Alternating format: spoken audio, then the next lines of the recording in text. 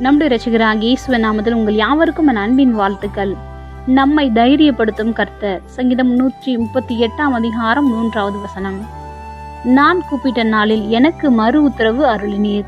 என் ஆத்துமாவிலே பலன் தந்து என்னை தைரியப்படுத்தினீர். இந்த உலகத்தில் வாழ வேண்டுமென்று ஒரு கூட்டமும் இன்னும் சிலர் உலக வாழ்க்கையிலிருந்து எப்படியாவது தப்பி ஓடவே நினைக்கின்றார்கள்.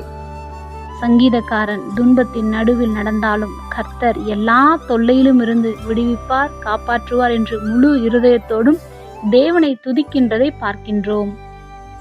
நாம் நினையாத வேளையில் நேரிடுகிற காரியங்களினால் நம் இருதயம் கரைந்து போய்விடுகின்றன. தாக்குதல்கள் எப்பக்கத்திலிருந்தும் நமக்கு வரலாம். ஆனால் மனதில் தைரியம் இல்லாமலும் போகலாம். சில நேரங்களில் தேவனாகிய கர்த்தர் உயர வானத்திலும் கீழே பூமியிலும் மிகவும் பெரியவர் என்பதை நாம் மறந்து விடுகின்றோம்.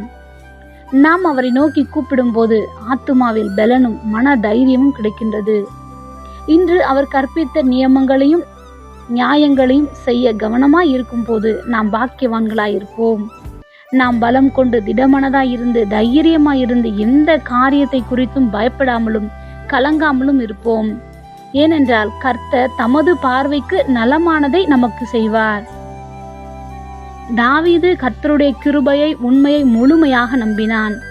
அவர் தாமே தம்முடைய வார்த்தையை தனக்காக செய்வார் என்று அவரை மகிமைப்படுத்தி துதிப்பதை போன்று நாமும் நம்முடைய ஆத்துமாவில் பலன் தரும்படி ஜெபிப்போம். தாவீது துதித்தான், முழுமையாக விசுவாசித்தான், ஆத்துமாவில் பலனடைந்தான், தைரியமாக செயல்பட்டான். நாமும் அவ்வாறாக செயல்படுவோம்.